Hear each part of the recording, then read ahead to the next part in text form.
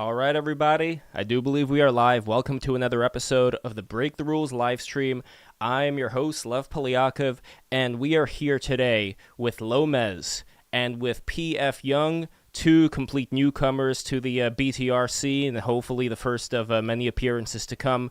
We are going to be talking about Enlightened Centrism, as well as what recently happened with Lomez and the Guardian's lefty journalist in quotes, doxing Lomez, revealing his identity, which is why we're also fortunate to see the handsome face of Lomez over here, because that's not something that they actually wanted to print in the article itself. Instead, they showed a picture. What was it? Milo Yiannopoulos, right? Like they had to throw that face. Younger, Milo, and Kyle Rittenhouse. There we go. Yeah, and one of the horrible things that you did was liking Kyle Rittenhouse, and they were labeling you a fascist because of that and all of that.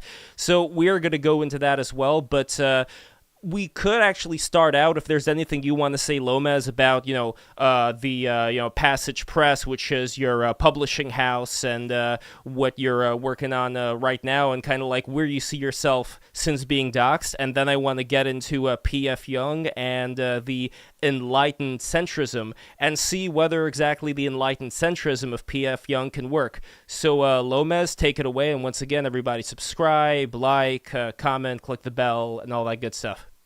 Yeah, thanks, Lev. It's good to be here. This has been a long time coming. Passage Press is my publishing company. You can get to our website, passage.press. You can follow us on Twitter at Passage Press. We have a number of books there that are for sale. Curtis Yarvin, Nick Land, Steve Saylor is our most recent title that we've come out with. We have 3 new books of fiction coming out soon. We got dozens of classics, Always with Honor, some titles from Peter Kemp, Ernst Junger, Storm of Steel, the original version. We have Man's World Magazine, and a number of other things that are for sale and will be coming up, as well as our Passage Prize. That's my shilling for now. You had a second question. Yeah, well, Was it you about were me getting doxxed? Yeah, because you were a UC Irvine professor, That's and right. they ended up finding out your details and then doxing you. How has it changed for you now, coming from a point of anonymity where we had people like Benjamin Franklin back in the day, people like that who preferred being anonymous and writing certain things because maybe it gave them a certain amount of freedom? Do you find that now that you are in the public sphere, you're tempering your posts, you're being a little bit different, or is it kind of like the ships have been burned, so you might as well just go in? Yeah, I mean, so there has been a change now, not in my online life. Everything has kind of continued on as it was. If anything, this has just sort of boosted my relevance, and my follower count's grown sort of exponentially since the docs. So it's been good professionally, and in terms of my public stature. It's been weird on a personal level because there are people who knew me privately and just didn't know about my politics because I'm not someone who talks about my politics in my private life. I'm sure we're very surprised to find out that I held certain right-wing positions. And so that's been a little bit tricky to navigate.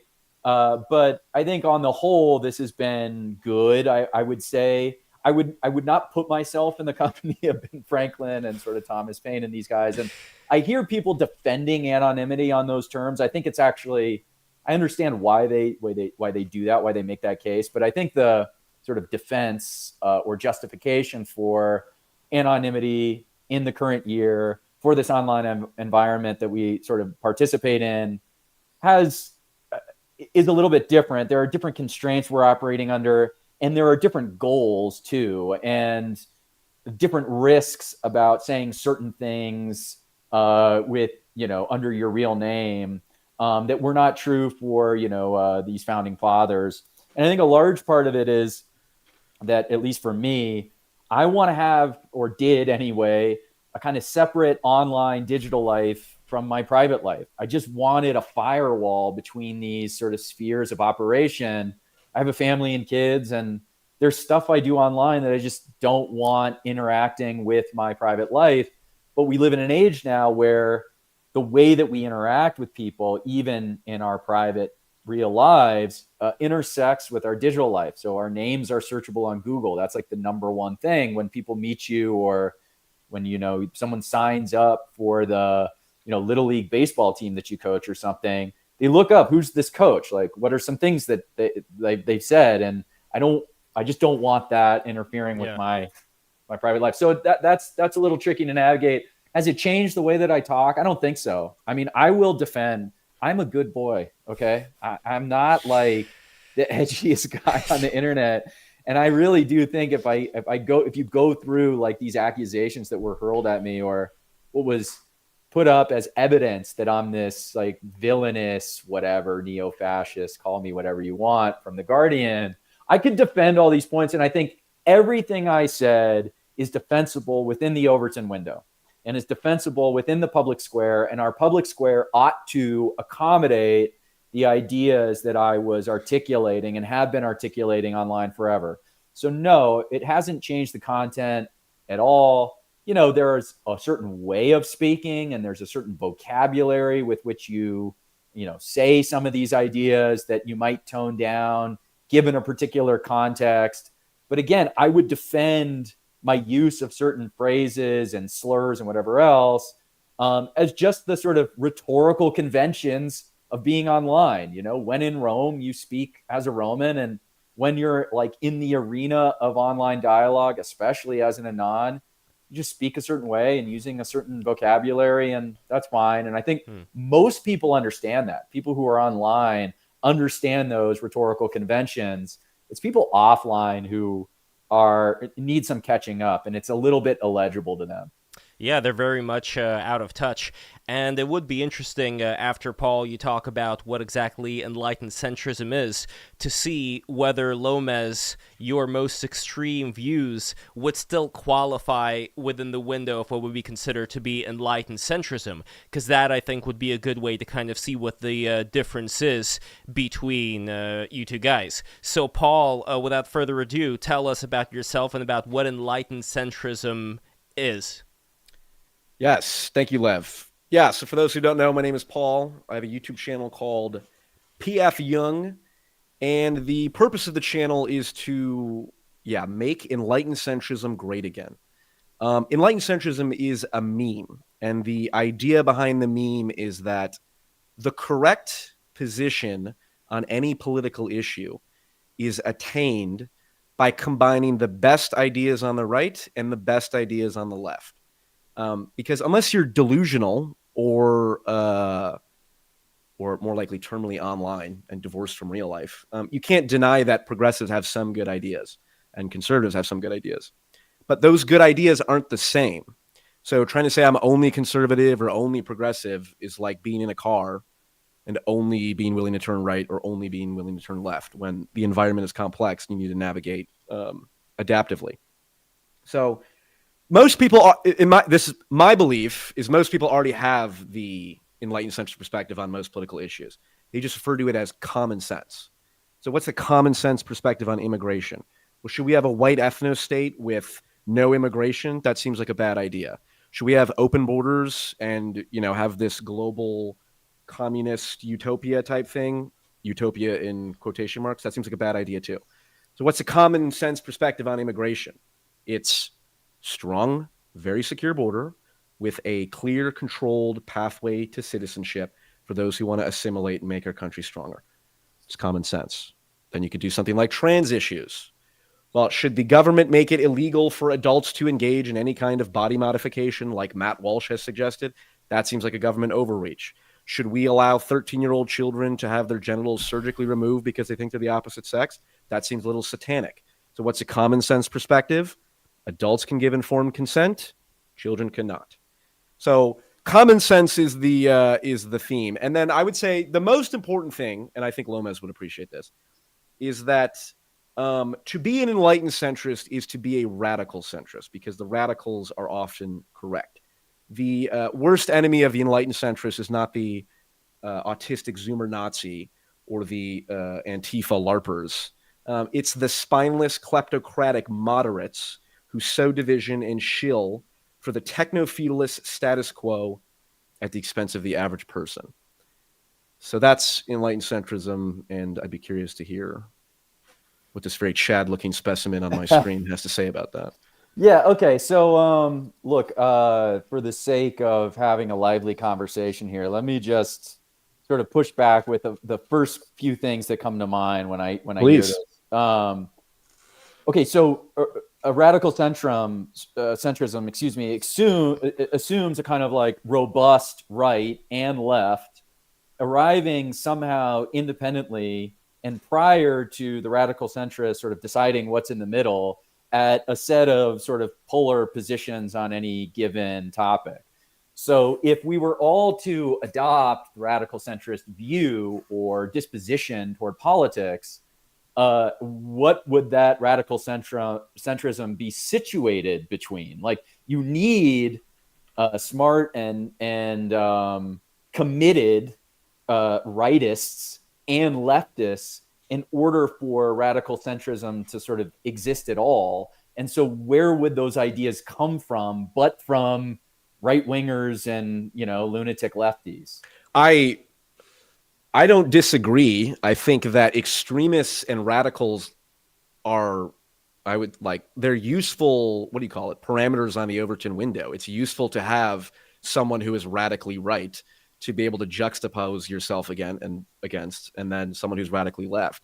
So I guess the way I see the political landscape is you'll never get anyone, or you'll never get everyone to agree to whatever this is, radical center. It assumes there will always be the radicals on the right and the radicals on the left. And I would say the optimistic, non-utopian political project is getting a coalition of the middle 60%, let's say, to say, okay, these right-wingers are correct on this issue.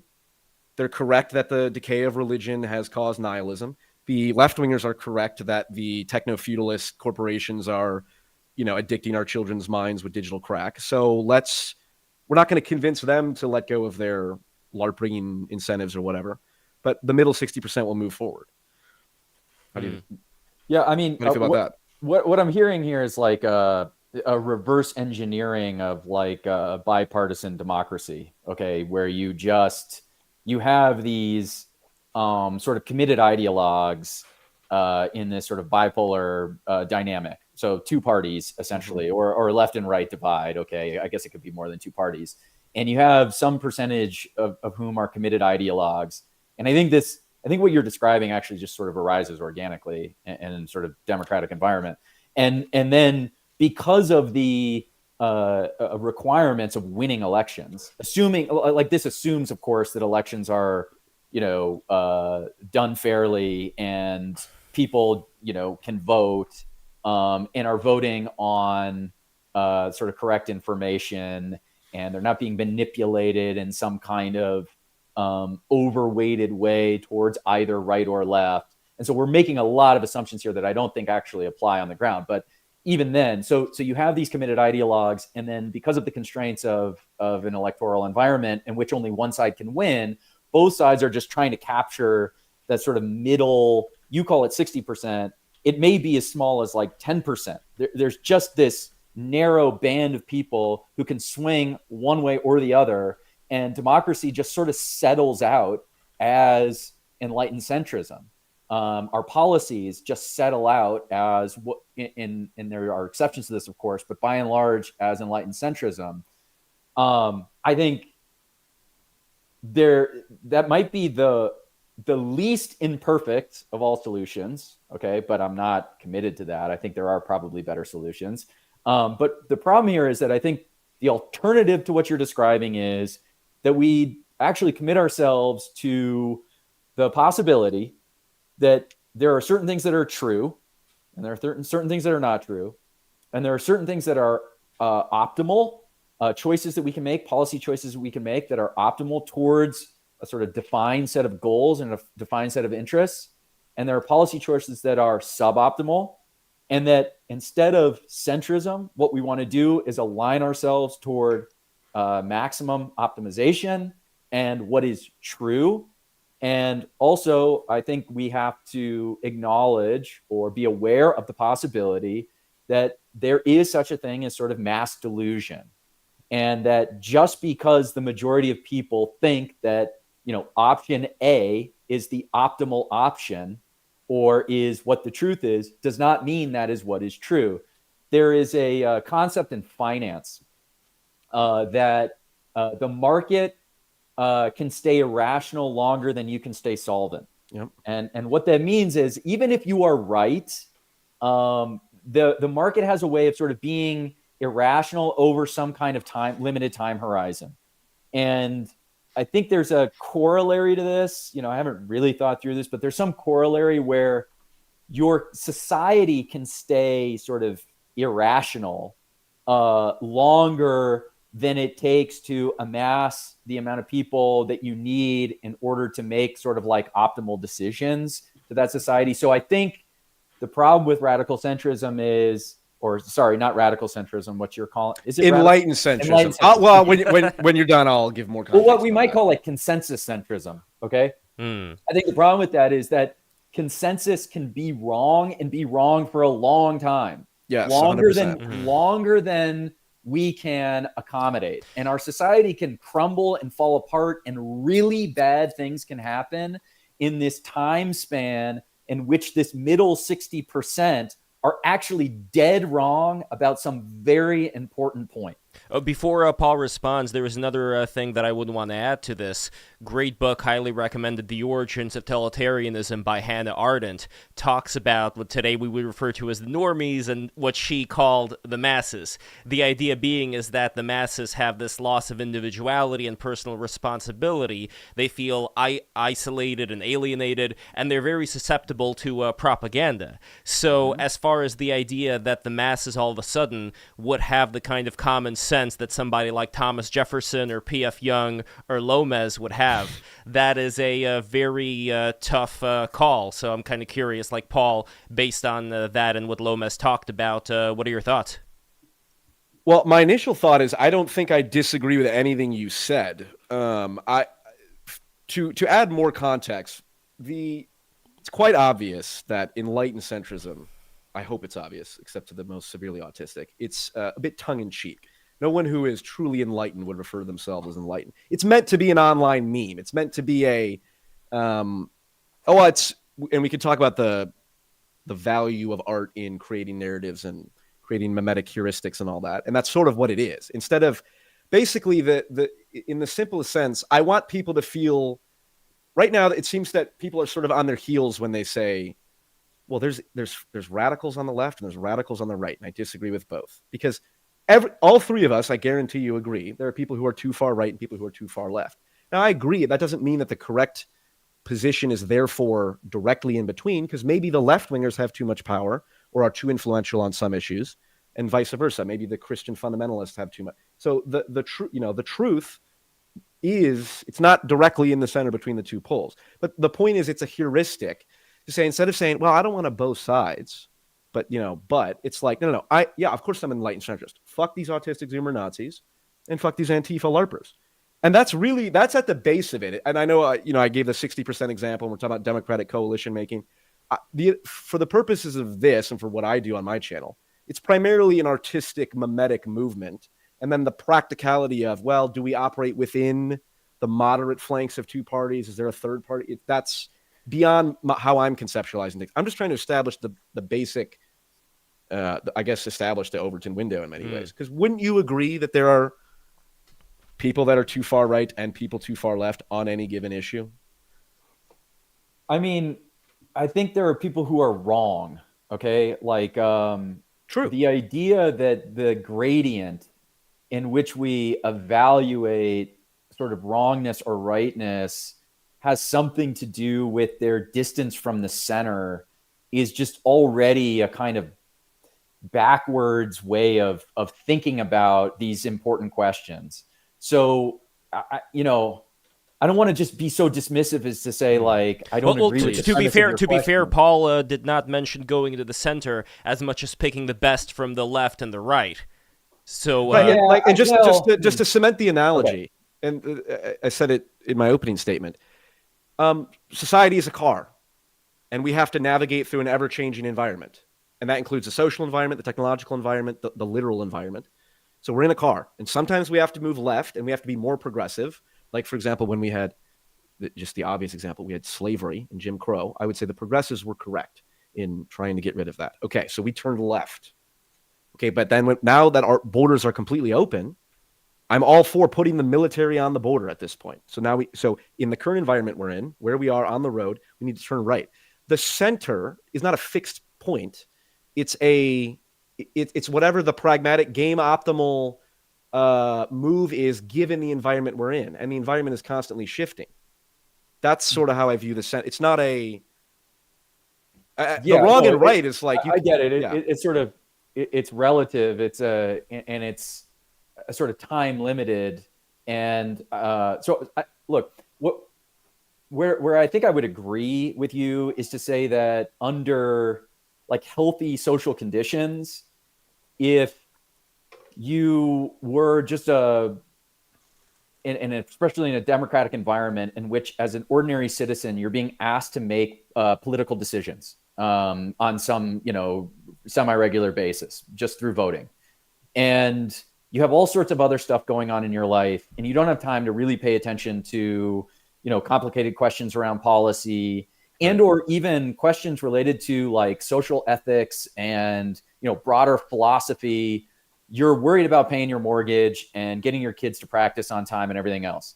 You could do much worse than just saying, okay, I'm going to try to find whatever I sort of perceive here as the middle ground between these positions and just orient myself. Yeah, I would never recommend the average person try to do that. Really? Yeah. That's what I'm hearing as this. The politicians and the decision makers should do that. Or the people who are the aristocracy. Well, the people who are involved in the cultural production of discourse or whatnot. It's like you and I should be considering where are the constraints in terms of. Well, then who's producing right and left? If our job as the cultural sort of production element of this is to find the center, then who's producing right and left?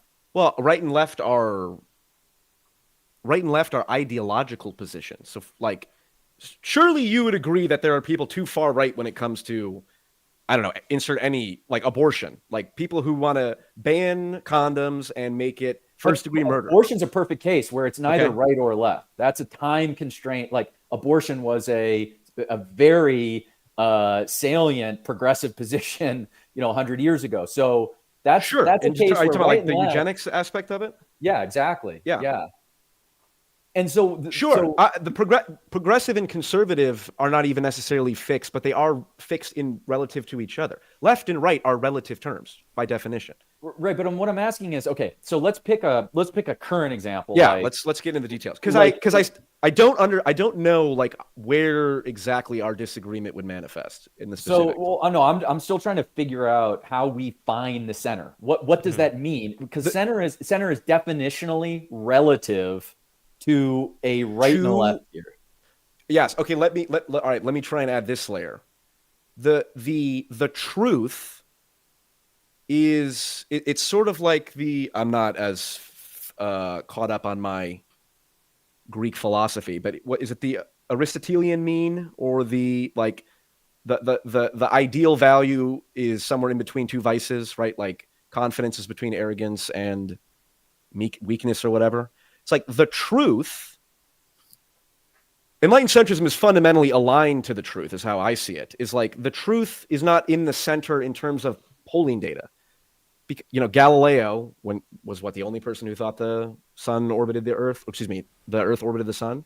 It's like he was correct. Didn't matter what the rest of the populace believed. The Enlightened Centrist position would say, well, I haven't thought about for Galileo specifically, but it's like, okay, well. First off, commitment to the truth is that's bare basics. Unless you're talking about the Platonic noble lie, which it could be argued certain world religions were influenced by that idea. Well, sure, but then you get into the nuances of metaphorical truth and what does it mean. But as far as like right now, would you say that there is some kind of a position that you would be much more progressive-minded on as far as what's going on in the United States? Because let's have a very practical discussion here. Sure. Okay, and I'll I try to pick the ones that most everyone are familiar with, but like transgender issues. I think Matt Walsh is a political fool for trying to advocate that the government should consider making body modification for adults illegal, because that's what you would need to do to prevent an adult from getting transgender surgery. So I'm progressive on that, to the point where I would say, Matt Walsh, that's ridiculous. That's absurd. When So Michael Knowles says his argument is not just eradicate kids; it's adults as well. Just to be clear, correct. He specifically says it's not. It doesn't end with kids. It shouldn't be allowed on anyone, adults included. So that's an example of that is too far right. What do you think, Lomez? On the specific question of transgenderism and adult body modification, I would certainly say that I look. I have no idea what Matt Walsh has said on this subject, so yeah, I I'm don't just want giving to an get into example. We can speculating about forget him. what. But no, I wouldn't want, for example, the policy question that has been brought up in regards to this is, for example, whether prisoners, who want to transition ought to have their surgeries covered by public health money. Money Hell that no. is Hell no is the answer to that. okay. Good, we agree. Right. So I think you're on your way to the Enlightened Center. So, well, I don't know that I am. I certainly don't think on the question of transgenderism, I would fall within the Enlightened Center, because I think from what I've heard on the progressive side of this question and what they call gender affirming care is a case of delusion.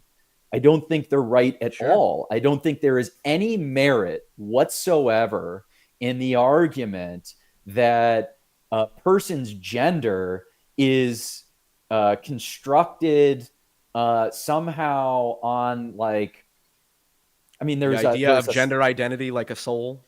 Yeah, well, not just that, but that it overrides or is a more important sort of factor in determining these questions than someone's biological sex.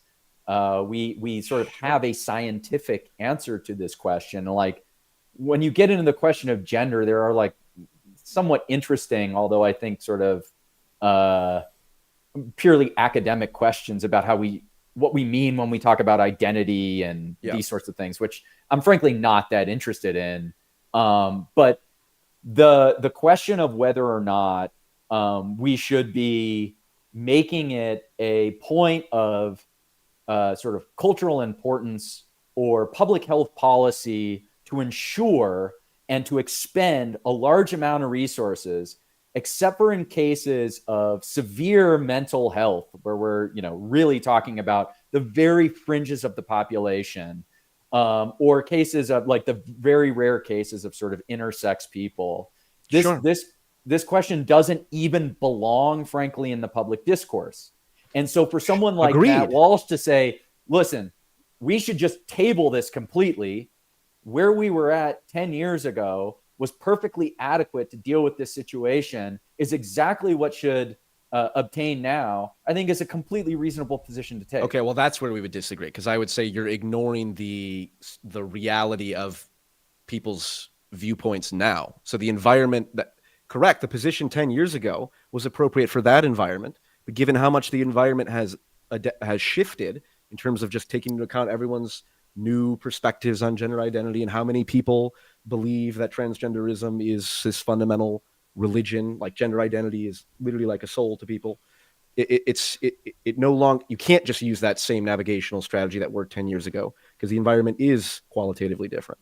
But I think people are deluded, and I think there's all sorts of historical examples in which a populace gets deluded and demands certain things of a government and state actors that we ought not to indulge merely because that's what people claim they want.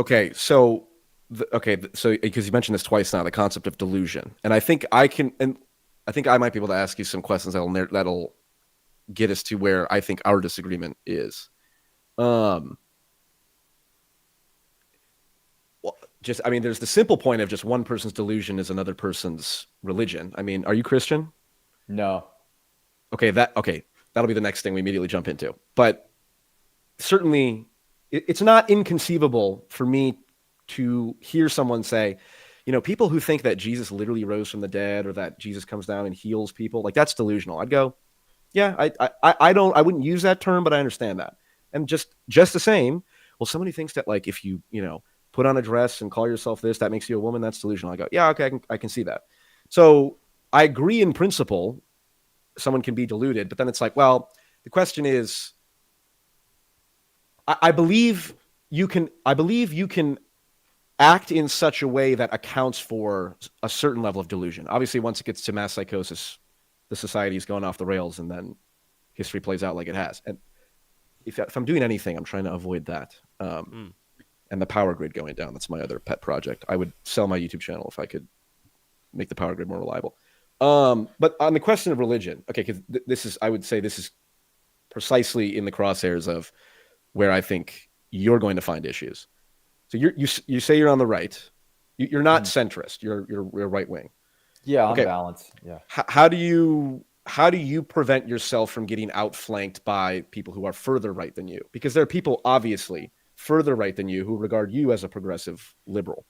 I doubt they regard me as a progressive liberal. I highly doubt that. And if they did, it would be a category. Fair enough, functionally progressive. That your refusal to commit to Christian fundamentalism, for example. Well, they would maybe not accept me into a sort of theocratic sort of administration or something, and I would say they're well within their right to do that. I wouldn't. Would you support a theocratic administration? If I felt that within some kind of contextual environment, a theocratic administration would be. I mean, I treat politics as sort of strictly a pragmatic case that's of fair. What we can accomplish and get done. And there are some contexts in which, yes, a theocratic, politics makes sense or may make sense. Okay. And so I'm not opposed to it on principle. No, Yeah, even if that meant problem. excluding me personally from decision making, that's okay.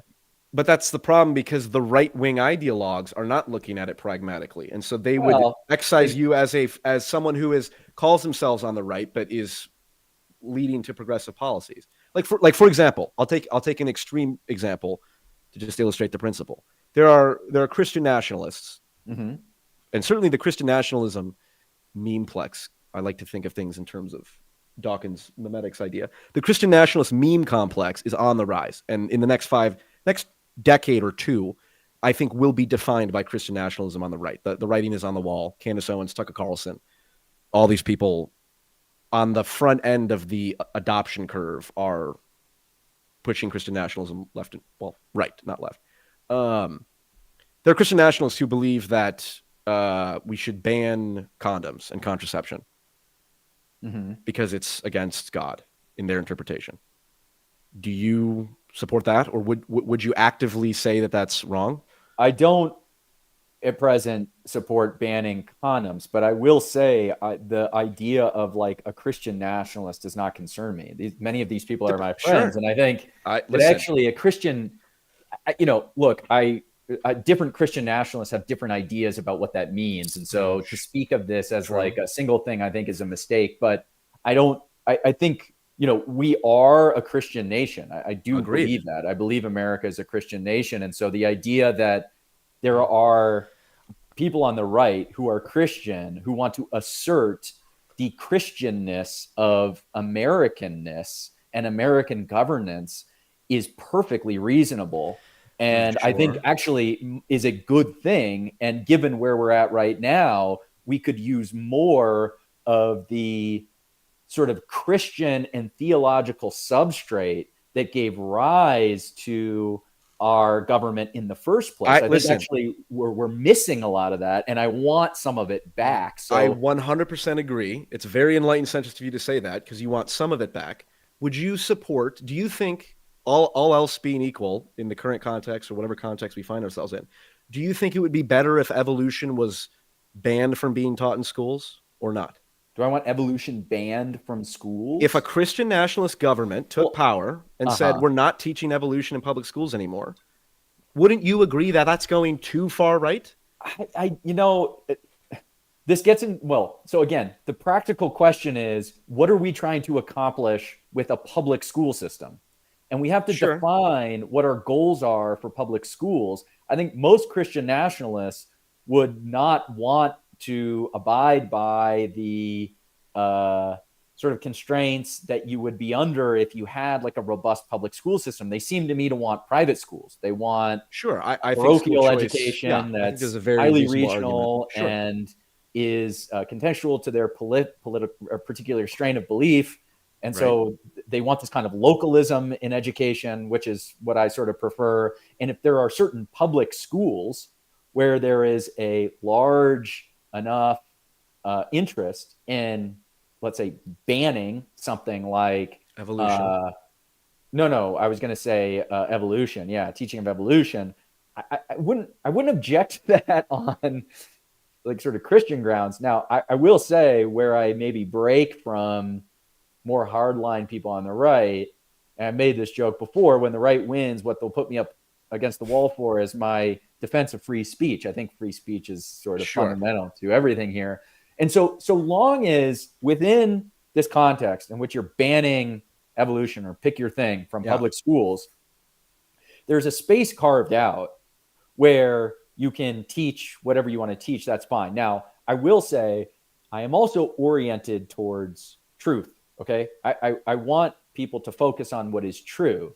Like evolution, for example. Well, yes. So let's focus on what we can demonstrate. And I think there are plenty of very smart Christians who have found very interesting and compelling ways to accommodate evolution into their beliefs. And I've talked to quite a few people who came from, fundamentalist backgrounds, or there are fundamentalist Christians who are also scientists who don't have this problem with sort of evolution and their Christian faith. And that's it's sort of archaic. Like, these are arguments that, were made, 20 years ago or whatever. But I think a lot of this stuff has been solved, and it's been solved precisely because we've had this sort of robust dialogue about the conflicts between these, or the ostensible conflicts between these beliefs, and people have found a way to synthesize them. Among adults, not among the OnlyFans, coon-brain Zoomer generation that's watching things like the Whatever podcast right now, which goes into another issue where if we are responsible adults, we can say, like, okay, we can be reasonable about the kind of Christian theocracy, for example, that would play a larger role in our government, just for example. But the concern here is that the people that would take power are, and sorry for pointing out the analogy of the what do you call it? The magnet. What is it? The magnet analogy, or horseshoe? The horseshoe analogy, rather. Horseshoe theory. Horseshoe theory, exactly. Yeah, horseshoe fact. Horseshoe fact, yeah. Where I think all the thing that we're talking about right now comes back to the idea of how much power are we willing to give the people that we are going to trust with that power, and trust that they are not going to abuse us, abuse our family, prevent us from doing certain things that we would want to do as long as we don't hurt other people, for the sake of having a better, more robust, high-trust society. So when Lomez, for example, you were talking about America being founded on Christianity, a lot of the founding fathers were not these diehard pilgrim-like Christians. I wouldn't say they were atheists, they were theists, but more specifically, a lot of them were very Platonistic in their interpretation of reality. They were philosopher kings, if you will. They wanted to seek the truth. I do not see the same energy from a lot of these grifters online who, as I wrote about before, have their God as the algorithm as opposed to truth. Yeah, I mean, I think that's fair. And to get back to the founding fathers, like, their idiosyncratic sort of theology aside, there was very much a robust Protestant. I mean, we're not just talking about like Christian in some generic sense. Like, this was a very particular strain of, English Protestantism that came over with the first pilgrims and sort of obtained through the founding of the country. And this established for, the hundreds of years, I think, until very recently, honestly, a very robust civil religion. That's a concept that comes from Rousseau, but there's a sociologist named Robert Bellah who talked about it in the American context in the 1960s. He was writing about it. Many others have written about it since, but there is this almost unspoken sort of tacit Christianity that is infused in sort of all of our sort of public gestures, and is really, in some sense, the glue that for a long time held the country together. So even if in the case of the particular founding father, he had, like I said, idiosyncratic beliefs that didn't sort of adhere to strict theology or orthodoxy, there was still this very, very robust Christian substrate. Okay, so that's one thing. But then, I think we just moved into a second question that's separate from how we orient ourselves in terms of what we want, our sort of policy preferences, okay, and what we want to see sort of socially, versus the mechanism, the sort of power mechanisms that we use to achieve that goal. And I just think those are separate questions. So when you ask, like, how much authority do we want to consent to giving over to those who rule us, is just a separate question from where we're orienting ourselves ideologically. Like I said, my project is fundamentally artistic right now, slightly autistic as well. But the mechanisms of political action are a different beast to cover. But to the point, first off, and just for reference, one of my biggest intellectual influences would be pre-coma, pre-Daily Wire, Jordan Peterson, and I will make that distinction very clear: pre-coma, pre-Daily Wire.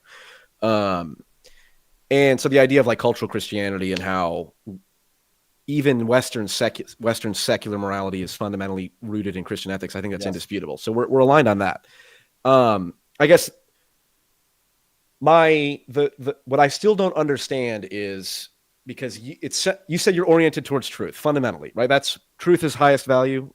Yeah, I mean, truth is, okay, for lack of we don't need to get more nuanced than that. That'll be fair enough. Yeah, there's pragmatic truth and all this different type of stuff. But yeah, sure. You and I agree truth is the highest value. Okay. The right wing in its ideological extreme forms threatens truth just as much as the left wing. Maybe not. I'm not willing to. So? You don't? Okay. Well, no. Okay. Well, let me posit to you. You tell me why I'm wrong. So the left wing threatening of truth, I think, is, at least people who are probably watching this video are more familiar with how the left, or at least see it more now in the terms of the postmodern bullshit going online and how truth is all subjective and gender identity is, a soul and all this different stuff. Okay. Clearly the far left can threaten and deny truth. In fact, they outright say that, like the postmodernist school. Fundamentalist Christianity, like I said, through denial of evolution, which is a more significant, I'd have to check the last polling, but it's a much larger it's not like this 5, 10, 15% of people. There's like 30 to 40%, I believe, somewhere around there, who does not believe in evolution, would be okay if evolution was not taught in schools. If evolution was not taught, then I think that undermines our very ability to get to truth, which is, you and I agree, is the highest order value. So I don't see how you can say truth is my highest value and not at the same time say, therefore, I will utterly reject right-wing ideological extremism when it manifests as being too extreme. And that is inherently, in my opinion, enlightened centrist. I mean, you're making the assumption that the denial of evolution is some kind of categorically right-wing position, and I just don't think that it is. No, that's fair, because the left does it just as much with the sex denial, but certainly the right does it. If anything, that just proves my point more. They're both capable of denying evolution, but not as a function of being on the right. So there are people on the right who deny evolution, but that's not. It's not related to the creationist theology. Well, no, I mean, look at like the part of the right that I come from. Certainly is not known for the denial of evolutionary or biological realities. And I'll just show you my cards. I'm trying to exploit that difference right now. Differentiate? Yeah. So what I'm driving at, though, is that I think you're making a category error. So you're trying to say that there is something inherent to rightness, and the further right out you get, you're entering into some territory in which truth becomes compromised.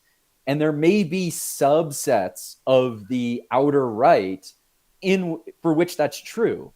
But it's not because they're on the right. It's because of their sort of constellations of particular beliefs that are distant from truth.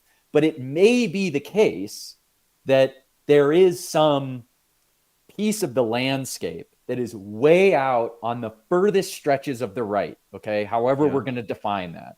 Like way, way out on the borderlands of the right, where you are going to uncover truth. Sure, I agree with that. Yeah, totally. That's completely possible. The denial of evolution is not that place. Well, Okay, unless you're talking about like hold on, and just to clarify, the reason I'm sticking to this with this example is because I am in you operate in your spaces.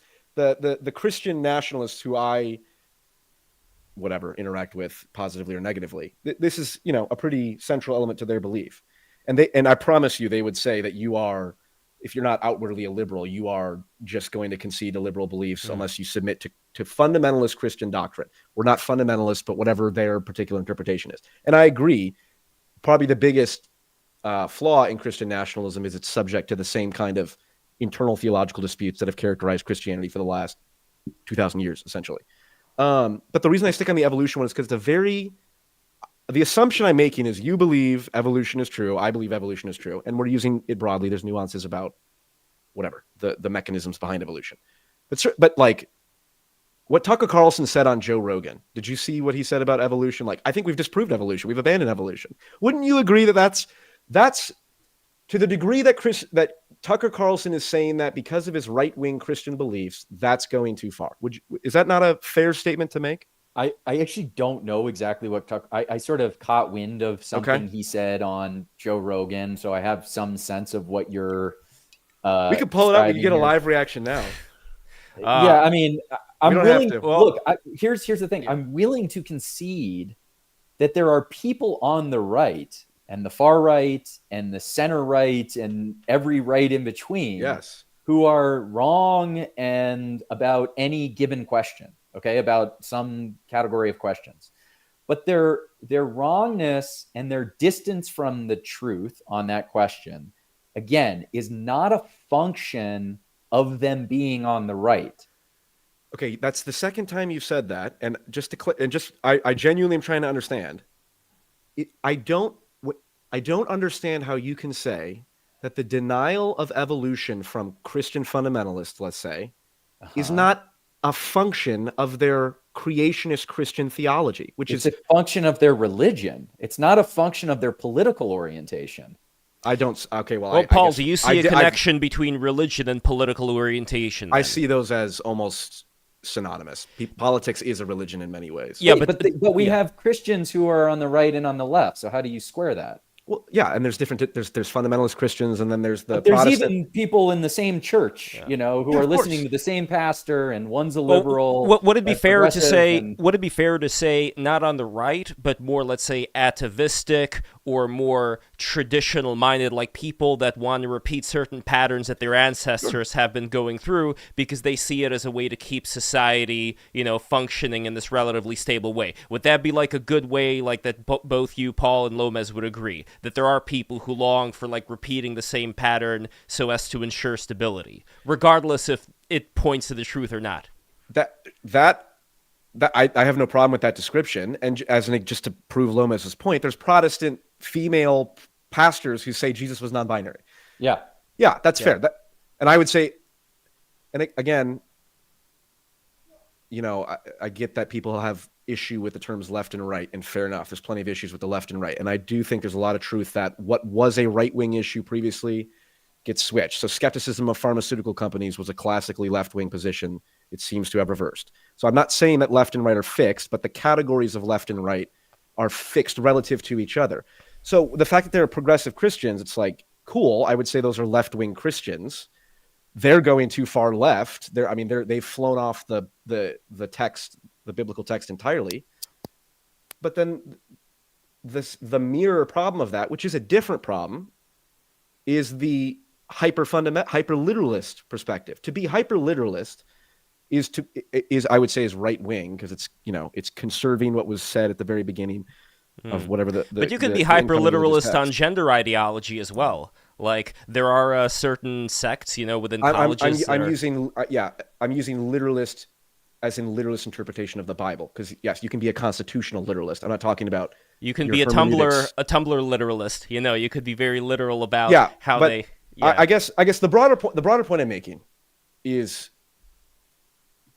because you Lomez, I think you say you're dissident, right? Is sort of that's your faction, or No, how do you? I don't even like that term. I think dissident, again, it's like in reaction to something else. I think, look, because, and I think part of maybe the disconnect here, and sorry to interrupt, but I think part of the disconnect here is how we are arriving at political orientation to begin with.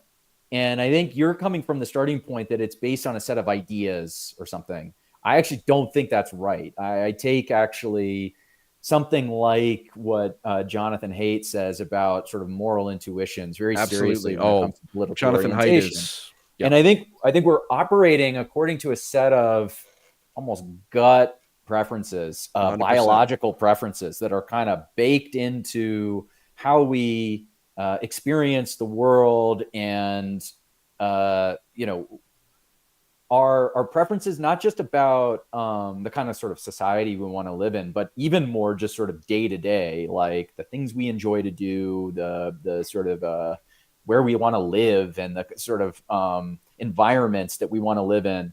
And a lot of this stuff is just sort of hardwired in, and then we very crudely map on a set of sort of articulated policy positions on top of that. But there's this loss of clarity when you try to sort of go from one to the other.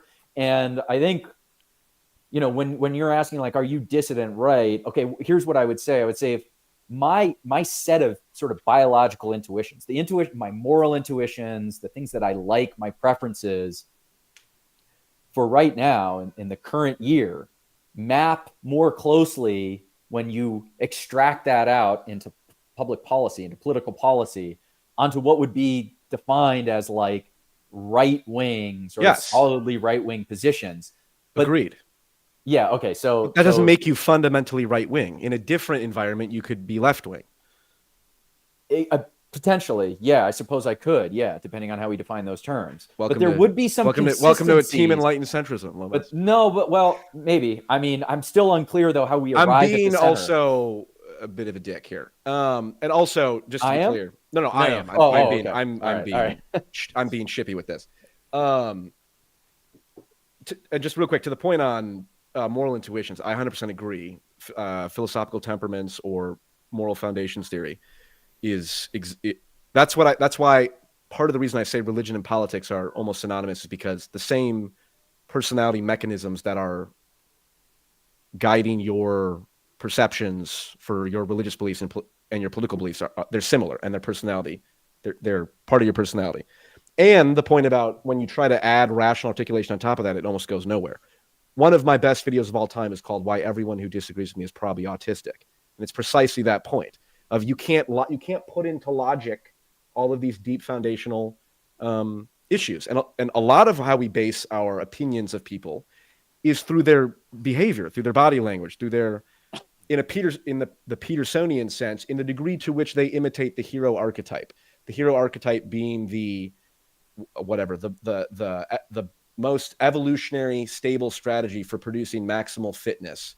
What behaviors has evolution selected for that produce maximal fitness in human beings? Your interest in mythology, I think, runs exactly along those lines, where like mythology encapsulates or models the kind of behavior that certainly the ancient mythology and prior to that, whatever, evolution selected for as being the most adaptive. So I'm 100% on board with that. And I forgot where I was going, but when I say welcome to Team Enlightened Centrism, it's all good. I'm aware that listen, you take dissident right, and I will take condescendingly refer to myself as enlightened, and we'll see how that works in the moment. Yeah, I think. Well, one thing I just that came to mind as we're having this conversation about moral intuitions and moral foundations theory is the again, and this is for the sake of stress testing, enlightened centrism here. Please, I'm not trying to pick on this idea or anything, but. So then what you're asking for people to do in some sense is divorce themselves from their intuitions. If they're feeling these sort of strong pulls that are sub-rational towards some set of, Like what? positions.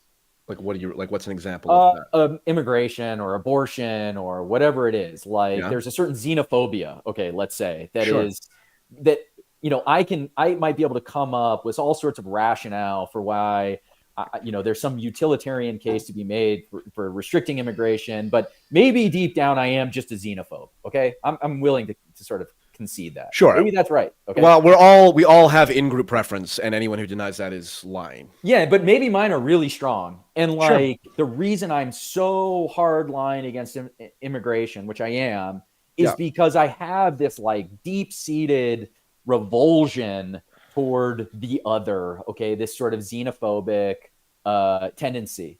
And what you're asking me to do with your enlightened centrism is to divorce myself from that intuition and adopt a policy preference that runs counter to the thing, this deep sort of gut feeling that's making me arrive at this strict sort of immigration stance. Now, I will say, okay, maybe there's some like wisdom in that. Maybe that moderating impulse is good, but I need to know why I'm wrong.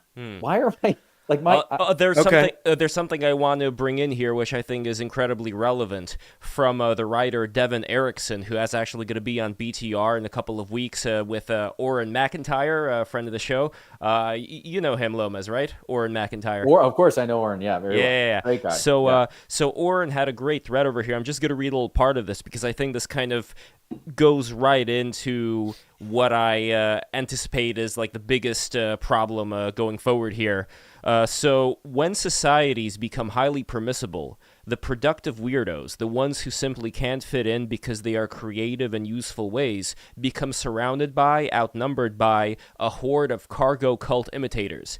These people imagine themselves to be creative free spirits because they compete to be as freaky as possible. They do not understand that freaky behavior is not creative talent. It is only a side effect of creative talent. Often these people are defective and useless, which is why they seek to use freakiness to camouflage themselves as creative, hoping to hide their uselessness. This progresses until normies get disgusted with them and start thinking fascism might be a good idea. Then they kill everyone. This wipes out all the depraved freaks from number one, but it also wipes out Oscar Wilde, Alan Turing, Nikola Tesla, Albert Einstein, Pablo Picasso, etc. Because normie dullards can't tell the difference, especially when their blood is up.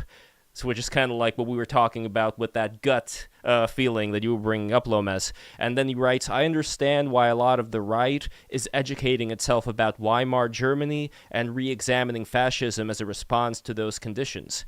The impulse makes sense. Disgust is an entirely appropriate emotional response right now. But they don't understand that even if it has rational origins, fascism, like communism, is a process that spirals out of control. Fascism isn't just an expression of disgust. It is an ever-increasing hypersensitivity to disgust, created by a social and cultural echo chamber. Once it eliminates the original objects of disgust, it moves on to find more mildly disgusting things to target. Eventually, any deviation from the norm, however trivial and harmless, becomes an object of disgust to be eradicated. Your thoughts? Either one, Paul, Lomez. That I would say perfectly encapsulates the risk that I'm worried about. Okay, and that I think you're perfectly within reason to worry about it if the goal is sort of ongoing stability and we want to reduce the possibility of carnage, which I think we all do.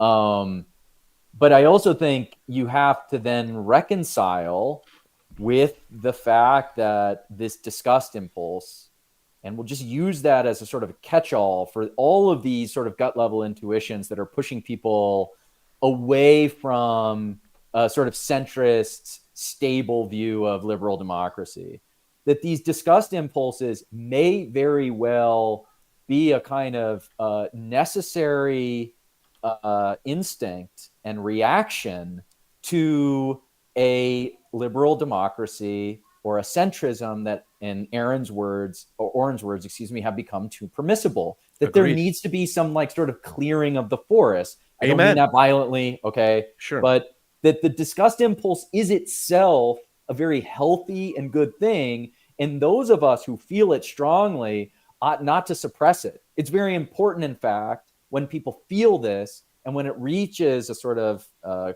critical mass, that we at least take seriously what's giving rise to it and may try to find anyway, productive ways of exercising that disgust impulse, or, at least sublimating it. I'm just wary of denying that this disgust impulse exists or that it's bad, that I shouldn't have it. I 100% agree with everything you said up until the very end, when you said something like we shouldn't deny it outright. Well, we definitely should deny it outright. The disgust impulse is adaptive, 100%. It's part of the behavioral immune system. It's the source of the left-wing concern with polluting the rivers. That's the same mechanism at play. It's good that the left is concerned with environmental pollution and toxic sludge in the river.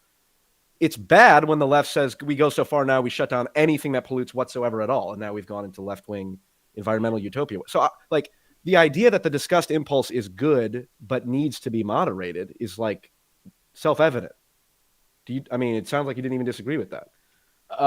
No, I don't. But that doesn't. So in my view, that doesn't lead to centrism, to an enlightened centrism.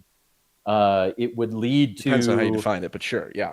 Well, no, it would lead to a backlash that I don't think anyone would define as centrist. Like it would lead to potentially mass deportations. It would lead to Matt Walsh style tabling of body modification, like gender affirming care. So. Okay, so let me give you an example. And this is part of my whole project, so to speak, is like I get accused. I use the words degenerate more so than anyone. Okay. I also was in a fraternity and I would call my, alcoholic fraternity brothers degenerate. People often take it. People who are not in a fraternity don't realize that's how we use the term. And they just see it as, well, Hitler said people were degenerate, whatever. It's like, and I said at the beginning, 13-year-old children getting their breasts surgically removed by a for-profit medical industrial complex is not just disgusting. I would say it's fucking satanic. Okay. I'm not even particularly Christian. But like, that's more than appropriate to say that. And in fact, it's not only important to say that, it's important for reasonable people who are capable of who capable of recognizing that impulse within them and recognizing this impulse is real. It's justified given what's happening to these kids. But I have to be conscious of the fact that if I don't moderate it, then I will eventually get to the point where actually, no, any body modification is illegal. And you get into the fascistic spiral. So well, let me ask you this on this point, because this is where I would challenge then. And just real quick on the immigration point, mass deportation could perfectly be the correct solution if the environment was such that was what needed to be done. Like right now? I don't know. I have to look at the pulse. Hold on. Go ahead. Let's go back to the satanic body modifications. Okay, cutting off these girls' breasts and chemically mutilating these kids. Yeah. Abhorrent. Okay, like world historical levels of deranged violence. Correct. What then is the appropriate punitive measures to take on the doctors and public officials and pharmaceutical executives who facilitated and rooted this on? What is the appropriate thing to do to them? Well, I don't believe in collective justice, so it's a case-by-case basis, but I don't see why prison and stripping them of everything, if they knew what they were doing, and there's evidence that they knew what they were doing and knew what they were doing was experimental, which the WPATH files seem to strongly indicate many of them have no fucking clue what they're doing and are just being completely reckless by performing these experiments. Yeah, prison and complete removal of their license, all of that. Same thing with the doctors who participate in the opioid crisis. Why is that any different? But what do we do if they're surrounded by a lot of people who will protect them, much like criminals get surrounded by all these activist judges? Yeah. So so here's what I'll say. And you tell me what you think of this. This is the example I often go to as the Enlightened Centrist example. One of the principles of Enlightened Centrism is radical empathy. It's our opposition to our opposition to immoral behavior is rooted in an understanding of it. So, for example, can I understand why a parent would surgically remove the breasts of their 13-year-old girl? So, okay, well, if I'm a parent, if I'm a normie, which I don't really like using that term because it just puts more and more distance between the average person who ultimately NPC is a better term, right? No, I tend fair enough. Side point. But anyway, if I'm a parent and I don't even know whatever. I've never encountered these ideas before. My doctor, another therapist, the American Medical Association, everyone is telling me you should, if your child says they're transgender, you should put them on puberty blockers and then consider the further medical treatment at that point. Because if you love your child, you want the best for them. It's like, it is so unbelievably easy for me to put myself in that person's shoes, given the information I have at hand, and say, of course I would do that. These people are they delusional, or they're operating quite rationally if they're taking the advice of these institutions, which I agree have been corrupted. But then flip it. A child's gay, and the parent, the ultra religious parent, wants to send them to gay conversion therapy. It's like, oh, it's just a brutal thing. It's like, if I was convinced that being gay would cause my child to burn in hell for eternity, and I used to grow up, or I was Christian, and the fear of hell is a real fucking thing, and it can weigh on you pretty heavily. It's like, of course I would be inclined to send my kid to gay conversion camp if my pastor and my whole community said this is what needs to happen to save my child from hell. So it's like, is that delusional? It's rational depending on what your axioms are and depending on what you believe. So it's like some people say lock these. Matt Walsh says, or Michael Knowles says, eradicate transgenderism, lock these people up. They're whatever. It's like the doctor's 100%. But my worry is exactly what Lev was talking about with that. Was it Aaron McIntyre's piece or whatever? No. It was not Oren McIntyre's piece. Oren is going to be with Devin Erickson. So it's Devin Erickson's piece. Yeah, whoever said that point about it spiraling out of control. Yeah. It's like it is entirely incumbent upon those of us who can moderate that disgust impulse to do so. That's not deny it, but to moderate it. And I find it. I find it very hard to rationally dispute that. I would say that the potential. I mean, I understand where you're coming from with all this stuff, and I don't think what you're saying here is at all crazy or. I mean, if we talk a cold turkey here, and just talk about the most rational things that are possibly going to occur, if we spend our times just philosophizing and saying, well, this would be good or that would be good, okay, fine, we can keep doing that till the cows come home.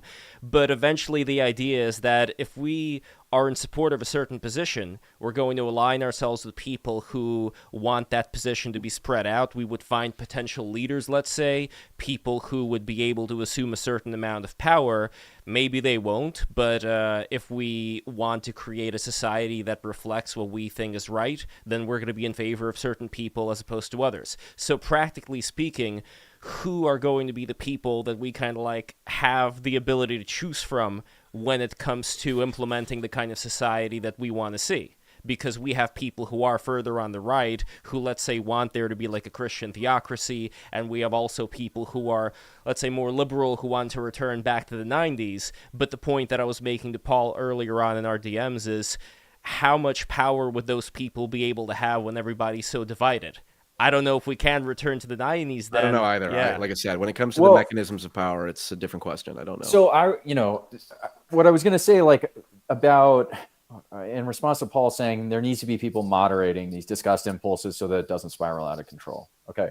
We actually have had that for quite a long time. And that's been the purview, at least over the last decade, of this kind of center right faction that might include, I think the obvious example here is David French. Okay. David French sort of carves out this position where he's this conservative guy, but he's just calling balls and strikes. And actually the term that he has used very often is the vital center.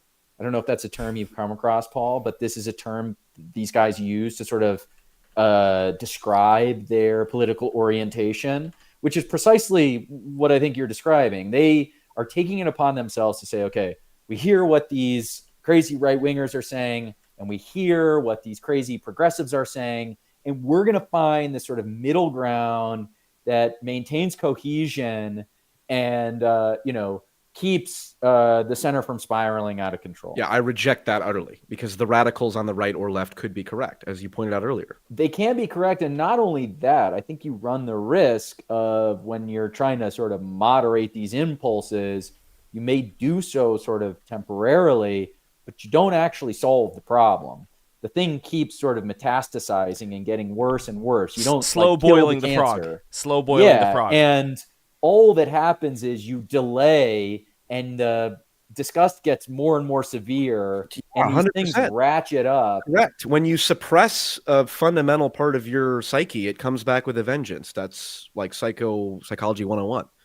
Yeah. The more we tell, well, white people, you're all a bunch of fucking, it's like, bro, you better stop that. There's a lot of people who are poor and white who are not interested in hearing that and will have a violent reaction. And what happened on January 6th was just one small example of that. Well, I'll say then, what I think this all redounds to is that we're in a situation right now where the solution to a lot of our current dysfunction is not finding some middle ground, but acknowledging and, in some sense, obeying the disgust impulses of the right as such, not the center right, but the right, and doing what the right is advocating we're doing on a number of positions. That may not be sort of across the board, and we can go through point by point, but that's where I come down on this. And so, yeah, that's fine. I don't disagree. Yeah. And it depends on the issue. And like I said, I think 64% of Americans, including 54% of Hispanics, would support mass deportation. Mm-hmm. So the idea that that's a fundamentally far right belief, it's like, well, polling wise, if you just want to be pedantic about it, that's very centrist. Sticks, Hex and Hammer 666, a good friend of the show, was bringing up an interesting point. If we're talking practically about deporting people, you would have to go from one house into the other, knock open the door. Problems with that. Well, the question is, if we do want to solve certain problems, how big of a pill are we ready to swallow when it comes to what exactly it means in practice, as opposed to fantasizing about it and then never actually having any solution? Sure. Yeah, how dirty do we want to get our hands? I don't think actually anyone really has a clean answer to that. No, and I don't think it's a matter of one. It'll probably be forced to look. My black pill take, my most honest, realistic take, is I strongly suspect that in the next 3 to 5 years, there's going to be at least a 3-month period where the power grid is down, at least in the United States, for an extended period of time, and that is an inevitability at this point, I think. Well, which is why, if you're talking about I do the YouTube videos and I make memes and shit and all that. It's like, again, if I was being just purely practical, if there's one thing I could do to make a difference, a very enlightened centrist perspective, how about we fucking hate each other all we want, but let's keep the goddamn power grid on. Okay. Let's get nuclear power running. Let's get the fucking power grid fortified against EMP impulses. Our open border. It's very convenient. We have an open border. And now all these potential foreign agents, foreign adversaries have just a few hundred people. All it takes is a few hundred people to have simple coordination to take out vital infrastructure. Well, look what happened in East Palestine. Yeah, exactly. And we've been pissing off Iran plenty, and Iran is known for the proxies. Sorry, I don't mean to. No. This is a very important point you're bringing up. Get it out, man. No, listen. Well, okay, can I ask a question, Lev? Go for it, brother. There's a whole. This goes back to the point about just autism. It's like, it's almost irrelevant for you and I to just, well, what do you mean by I mean enlightened centrism? It's like, fair enough. I guess because earlier you said, and I watched your whole Benjamin Boyce interview. I didn't quite catch what is something, the question I have for you is, what is your most extreme idea by your own definition that you think is now just entered the Overton window? I saw Steve Saylor was on Carlson. And I know stuff about race differences and all that. And it's like, again, people like John McWhorter and Glenn Lowry have had conversations with Charles Murray for years ago. Those guys are great. Yeah. So it's like, great. I love them. They were on the Enlightened Centrist tier list, B tier, I think. Very, very solid. Yeah, I think, what is my most extreme position? I think I'm probably... what's an idea that you have that you suspect I or the average person wouldn't agree with? I actually, again, I'm a good boy. I think, and I am a pragmatist when it comes to politics, okay? I actually think that when we are looking at our horizon of possibility, politically speaking, there's very strict sort of time constraints on what we can do. We have to be mindful of where we are at. And I think a lot of people sort of lose perspective of where we are at and what it would require to get from where we are at to some imagined place where they want us to eventually be. So I'm very modest in my sort of political aspirations. Not for me personally, but I just mean what we can accomplish. And I think if you were to map like what are my most sort of extreme positions, it would be on immigration. That's like my number one thing that Like I think like should we bungled deport for a long time. I mean, you know, again, because I think we have to be practical and there are just constraints on what we can do. Leaving aside moral questions for the moment, like we've made, if you're a citizen, we've made a promise to you. Okay. That's like a contract that, you know, we've signed. And so you're staying, okay, if you're a citizen.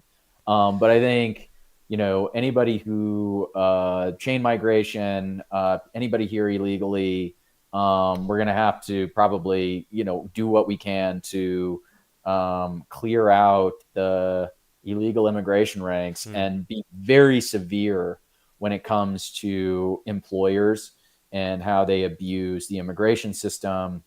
And I think, you know, it could get pretty dirty. It could get pretty messy. Like throwing out the Third Amendment messy. What's the Third Amendment? No soldier shall in time of peace right. be quartered in any house without the consent of the owner.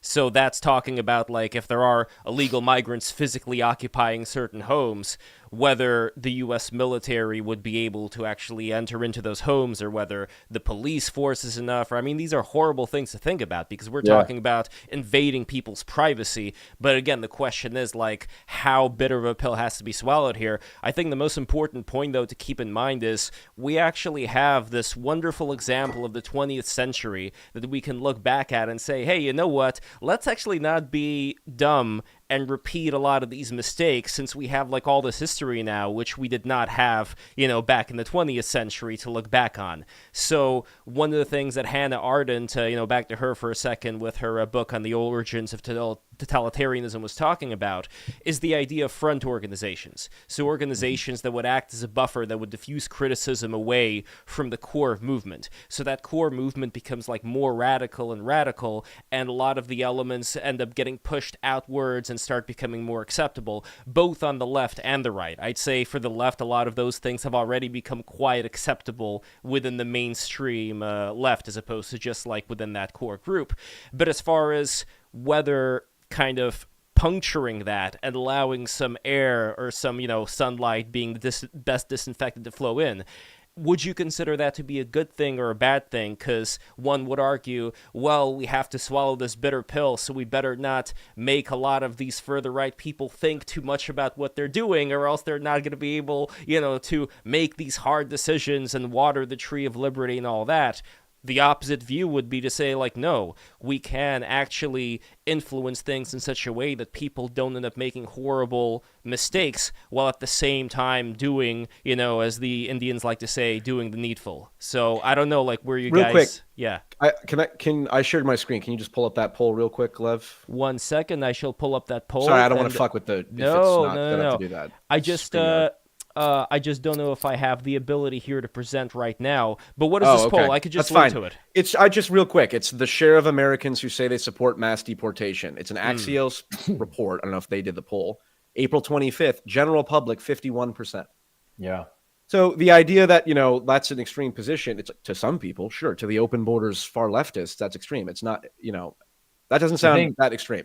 I think Lev's right, though, that the devil's in the details, and it's in the execution of the policy that would tip the public perception of whether what we're doing is sort of morally acceptable, even if policy preferences tipped in the other direction.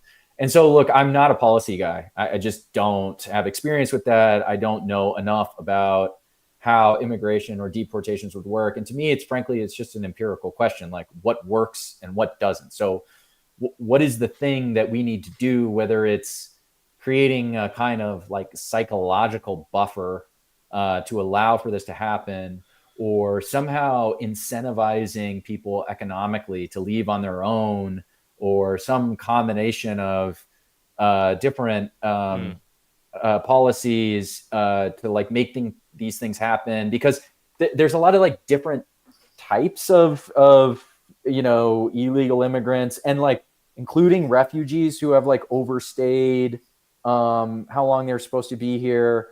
So anyway, it's the policy question gets really dirty and difficult, and I don't have anything insightful to say about that. I just don't. But to me, it's how do we get from A to B? What's the most efficient way to do that while preserving? It is important for me. Maybe this makes me a cuck, but it's like important for me that people are able to preserve their dignity in some sense. And how far that goes, what that means, I don't really know. Like there was the whole, the practical thing is the kids in cages. Okay. This is what happened during Trump's first term. AOC goes down to the border and she's crying because like kids are separated from their parents or something. I don't know. It didn't, maybe I'm callous. It just didn't strike me as that big. I have kids. Okay. But like that particular instance in which for some short period of time, kids are removed from their parents, it's not ideal, but which have, by the way, sorry to interrupt, some of which have been shown to not even have been their parents in the first place and were just human traffickers. So that's like a whole other. Arguably, that policy encouraged more people to come to begin with. So if doing exactly that, enforcing the border, would actually prevent more kids from being separated. But just to be clear, guys, I was not talking even about specific policy instructions as much as whether it makes sense to pierce through the multi-layered veil of whatever front organizations are going to start cropping up. Because if there is going to be an opposition to whatever is, the current thing, then you're going to have people, some of who have very extreme views, who would want to implement something that would be against human dignity in a very big way. They would be insulated away from criticism by like the cronies around them, and they would be insulated by the cronies around them, and so on and so forth. So the question is it possible to pierce through that so that people who are in those positions are not going to get this useless back and forth with these ultra leftists? Again, I consider both of them to be part of that horseshoe theory, but they're actually going to be able to interact much like we're interacting right now with people who are decent, who want to figure out the best way out of this, just so the worst elements that we've seen within fascism and Nazism and all of the isms of the 20th century do not repeat themselves. I don't know, man. I'm not optimistic that there would be some kind of bipartisan solution that could ever get done, the kind of thing I want to get done. And this is why the sort of centrism angle just doesn't really add up for me. It's going to require some mass of people on the right and who are sort of unapologetic about being on the right to just enact their political will on the situation and in some, however they need to. I want to be clear, by the way. I'm not saying bipartisan by any means. What I'm specifically saying is puncturing certain front organizations so there's a little bit more breathing room so that so let's say, for example, I'll give you an example. So let's say there is somebody who's going to be like the next Adolf Hitler or whatever, and this person is insulated by a bunch of people that only say whatever it is that this specific individual wants to hear, and there is like concentric rings of this level of insulation, and the ring that's available to the normies, available to the public, is pretty presentable. It presents itself as something that's not that radical, even though like the radical elements are in the deep core. My whole point is, let's pierce it, not to make, let's say, the solutions that may be needed to our problems weaker, but just so that whoever these people are that exist in the core don't start becoming like the snake that's eating its own tail. Don't start going mad with, no interaction with anything that would actually be a valid criticism of a potential horrible idea they might have. Okay, so I may be still misunderstanding this sort of concept, but my instinct here is to be totally transparent about what you're doing and not sort of layer it so that there isn't a clear sort of informational channel between the people making the policy and like the public or whoever the policy is being enacted on. And if there's some kind of objection to what's being done, that can be voiced and be heard directly by whoever's making the policy. And already now, I don't think it is. I think that a lot of the online circles, even though theoretically anybody could write a reply to it, usually most of the replies that I've seen from people who are opposed to whatever idea are usually far left to the far right or far right to the far left. It's very rare, in my opinion, that we get people who are, let's say, more from the Enlightened Centrist camp to have these conversations. And just to simplify what I'm saying here, Lomez, I don't want people who have very crazy ideas of how to solve certain problems to be shielded on all sides from any kind of reality check. You know what I mean? Like, I want them to be able to interact with people who, you know, maybe they're older, maybe they're people who have studied history better than those people have, and they're seeing, like, these repeating patterns, while at the same time understanding that, yes, there are certain things that need to be done to solve our problems, so let's be adults about it and let's figure this out. I mean, yeah, I don't think I disagree if I'm understanding it correctly. I think the reason that there isn't a kind of centrist engagement with these outside ideas is because the centrists have insulated themselves from critique. The moderate centrists. Sure. Well, yeah. Okay. Fine. But if that's how you want to distinguish them, that's fine. That's fine. I understand what you mean there. But there is a way in which they use the sort of power of the media and their entrenched position to insulate themselves from critique and deny the what may be very reasonable and certainly needed policy prescriptions from people on the outer right. So people on the outer right, let's say, I don't know exactly what's going on the left, are starting to negotiate over these solutions themselves and find ways to replace those centrists and make decisions unilaterally of centrist approval, which I think is the place we're in right now. The right needs to just go assert its right to rule and do the things it needs to do. I know we're close to wrapping up here, so I'll super chats, by the way, before you respond, Paul, if you guys have any super chats you want to sneak our way, we're going to be reading super chats very soon. Anyway, Paul, go for it. First thing, I don't disagree with all of the, like I said, the worst enemy of the Enlightened Centrist is the moderate centrist, and I've only been on YouTube for 3 years, so that's partly why the Enlightened Centrists aren't as numerous as they are just yet. The second thing I'll say, this is my prediction for Lomez, because he says the right needs to assert itself. For as long as you maintain right-wing, right-lean, whatever, because I have dissident right, you don't necessarily identify with that, but whatever. You have right-wing predispositions and you say the right should assert itself. You are going to be outflanked by people who are further right than you, who will, like you joke about, you say, well, they'll put you against the wall for being free speech. It's like they'll put you against the wall for believing in evolution, for not refusing to ban condoms and contraception, or even genetic reasons. You know, who knows? Yeah, exactly. So we like. I mean, you did have a bar mitzvah, right, Lomez? That's true. It's true, man. Oh well. Okay. I've been found out. Okay. Well, that's.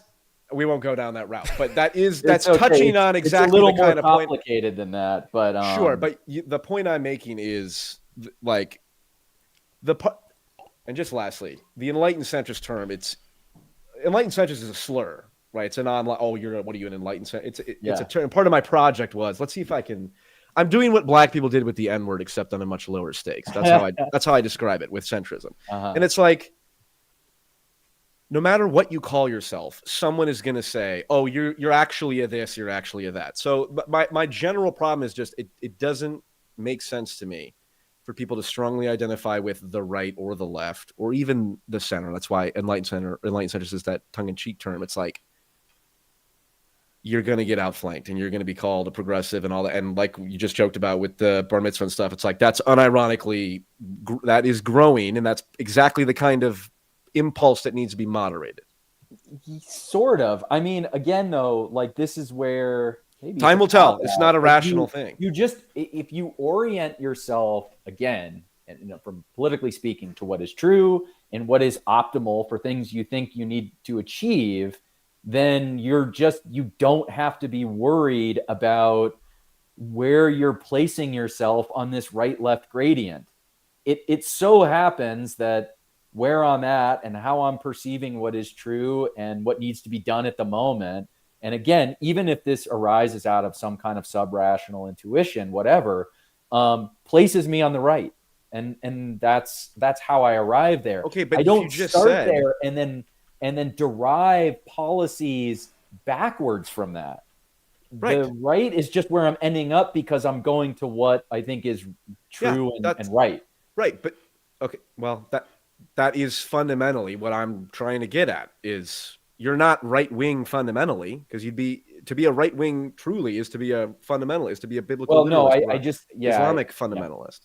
And so the fact, like I said, the fact that you pursue what is true, and then you happen to have a constellation of beliefs that can be broadly described as right-wing. Right? Yeah, but I think again, though, I want to couch that by saying that these are probably based on these sub-rational intuitions. 100%. That's important. Yeah. Like I said. Yeah. Everyone who disagrees with me is probably autistic, precisely for that reason of, well, let me rationally articulate why, having sex with someone's sister is immoral. It's like, no, some stuff is just, we can trust that our impulse is adapted for a reason. And so I agree with that. And time will tell. Listen, there will always be a door open for the chat Enlightened Centrists. So we'll take applications. Yeah. Well, I guess when the Christian nationalists come for you. My final word on this is I'm not actually. Oh gosh, I'm getting a call. Hold on a second. Uh-oh. And by the way, while the call is being picked up, everybody go to antonsusa.com. We have a $30 super chat from King of Biltong. Good afternoon from Anton's Meet and Eat. We will send your biltong to your door at no charge if you use code word BTR on our website during your purchase. So guys, I don't know, like Lomez, if you tried this delicious and nutritious biltong from Anton's Biltong. It's a South African jerky type thing, and it is scrumptious and it is yummy, and I love eating it every day. Although I gotta balance it out with like eating a banana for potassium, because of the sodium. But it's great, like pre-workout, post-workout snack. You can choose between. Now they have like elk, they have venison, they have like real, they have bison. I think probably elk or probably venison's my favorite. That's the one that I like getting the most, as well as the beef sticks. And by the way, speaking of sticks, it was Sticks Hexenhammer 666, a good friend of the show who originally turned me on to Anton's Biltong. So thank you very much, Sticks. But anyway, that's the plug for the sponsor. So go to Anton's Biltong, antonsusa.com. Are Lomez and I going to get some free samples? Let's get in touch. Yeah, Anton, DM me, man. I'll take some biltong. Yeah, maybe working with Passage Publishing. Yeah. I mean, we'll see what happens there. And we do have one more super buy chat. The book, get the beef. Yeah. And we have one more super chat over here from our good friend New Way Forward, $20. Down with the Overton. Keep going. We will win. So thank you very much, New Way Forward, great friend of the show. And by the way, guys, we are going to be having probably most likely on the 19th a recording with Jason Resiger Johnny in the BTR NYC studio. So for those people who are natives to New York City or the surrounding area and want to actually be there physically during the recording, because we're going to have a rooftop party afterwards in the condo, and it's going to be a lot of fun. I bought like 40 White Claws. It's going to be great. If you guys want to do that, patreon.com/breaktherules. Become a patron today. And if you become a $20 patron and you're in the New York City area, you are going to get that. I mean, there's going to be like vetting before, like I'd prefer to meet with you beforehand to make sure you're not a crazy person. And if it turns out you are a crazy person, I will let you know, and then like I could refund your money or whatever, just to make sure there's not going to be like any weird shenanigans going on. But I trust the BTR no one audience. too far right. No one too far right. Nah, we got a good mix of people. I mean, that's what I love about BTR. Like Lomez, when you were saying earlier, like whether or not there is a way this can work, I really do think that what is being built right now with having these kind of conversations and bringing on people from think tanks who are, let's say, more towards the center, along with people who are, let's say, more around the fringes, it's never happened before. I'm doing it now. This is me taking will into my own hands and changing reality. So we're going to see what happens here, but it's a lot of fun, and I definitely appreciate you and Paul talking about this, and I hope that both of you guys will come on back. Any final thoughts before the final plugs on this conversation? Let's start with Paul and then Lomez. No, I really enjoyed this conversation. Like we said before, I don't do debates anymore, but this is the kind of debate that is the most productive. It's like I'm trying to understand. I genuinely believe in what I'm saying. I'm trying to understand what you're saying, and it's vice versa. So, this was great as far as I'm concerned. Yeah, likewise. I enjoyed this, I think. Thank you. It wasn't. I hope it wasn't. It didn't seem antagonistic. I wasn't trying to like call you out or anything. I just please no. I need to be called out, and also just for the record, I need to next time I enter a conversation with someone who's not familiar with my stuff. People have been telling me the Enlightened Centrist term really has a lot of baggage, and it's kind of like, excuse me, it's actually Enlightened Centrist. It's like, I think I'll go with politically non-binary maybe in the future, but I don't know. We'll see. But no, I enjoy this conversation, and I'm most interested in trying to talk to people who are intelligent and who likely disagree with me, because everything else is fucking boring, in my opinion. And by the way, King of Biltong says that he's going to reach out to you guys. So there you go, nice. Potential new sponsor. And also for all the people who are on Discord, I just posted the Discord link in the chat over here. So go to Discord, the BTR Discord, for all the Discord users, and become a part of the BTR community there as well. And before the plugs, once again, make sure to click the bell. Liking is very important. I see we have 166 people. We do not have 166 likes. So guys, it does not take that much effort. Even if some of you are not able to move, maybe you suffered an accident, ask your hopefully hot nurse that's feeding you porridge to press the like button on your iPad, and I'm definitely going to appreciate the hell out of that. So, okay, now it's plugging time. Paul, what do you have to plug for all the good people out there? PF Jung on YouTube. You'll find all of my video game, politics, intersection, satire, Enlightened Centrist propaganda. Just PF Jung. It'll all show up. Nice. And Lomez, how's everything going with the Passage publishing? Is there going to be another Passage prize? And what's going down there? Yeah. So go to Passage Press, buy the books, buy Steve Saylor's Noticing. Steve's a great Enlightened Centrist, if I understand your view correctly. I'll have to vet him a bit more. We'll see. So, Passage Prize is actually done. We are finishing out the third prize. We will be announcing those winners any day now and putting together the final book. It was the third one, but I've just run out of bandwidth to keep running that prize. It's a huge time lift, and I just got too much other stuff going on. So we're going to put that on ice for now, and maybe we'll come back to it down the road somewhere. But for now, it's just concentrating on publishing new books. Sounds good. And one final question. Why did you choose the avatar of the guy from that book, Behold a Pale Horse? Yeah, William Cooper. I like William Cooper. I guess I can say this now because I'm doxxed. I used to teach a class on conspiracy theories. And I spent a lot of time with William Cooper's book, and he's kind of a fascinating cult figure. But the real answer is I was sitting there one day and I needed to have an avatar because I had gotten banned or whatever, and I was starting a new account, and that book just happened to be sitting on my desk. And I thought to myself, you know what, that's kind of a cool image. Let me just take a little snapshot of that and put that as my avatar. So that's the real answer. Fun fact, I found out that that's the most popular book in prisons. Outside of the Quran and the Bible. Yeah. There we go. What's yeah. the book? Behold a Pale Horse. It's a very popular book among like Wu-Tang Clan used to sing about it a lot. It's got a lot of like, let's say, street cred. Bill Cooper's a favorite amongst the conspiracy theory minded.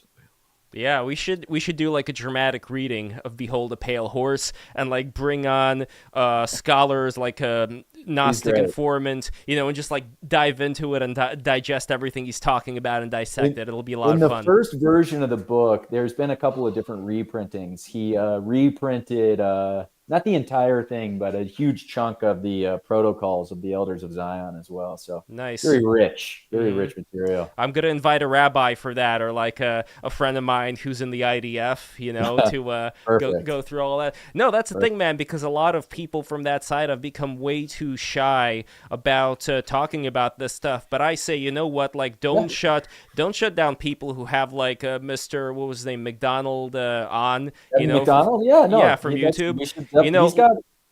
Let it all rip. Yeah, absolutely. Put your cards on the table. Now's the time. We're not in a place where we can be coy about these questions. So let's have these conversations. And you know what? And we can't learn something. Yeah. These people might be right about something. So let's find out. We can't be goy about these things. In other words. That's right. All right, guys. Thank you so much for watching. I really appreciate all of you. Patreon.com/breaktherules. Once again, become a patron today. Like, comment, subscribe, all that good stuff. And we're going to be seeing next week. I think we're going to have Nate Hotchman on BTR for the second time, along with a couple of other people. I believe Counterpoints. Paul, you know Counterpoints, right? I believe he's going to be coming in as well. And Armand Damolowski, who's probably like the most left-leaning person that I've had on, but I love the guy. He's a lot of fun. Lives in San Francisco. So, guys,